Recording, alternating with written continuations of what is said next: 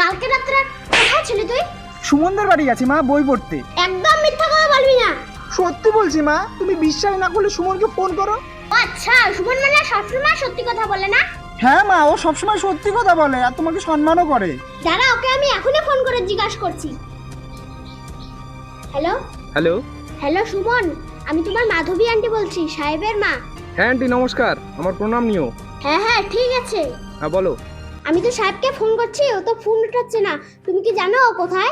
হ্যাঁ আন্টি, ও তো আমার সাথেই এসে একসাথে আমরা গ্রুপ স্টাডি করতেছি। ওর ফোনটা সাইলেন্ট তো, তার জন্যই হয়তো বুঝতে পারিনি। ঠিক আছে মা, সুমন একদম সত্যি কথা বলে। কিন্তু মা, তোমাকে তো সম্মানটা করলো। কার ফোন? সুমন।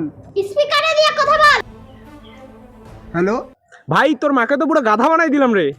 পেতি হওয়া খাবো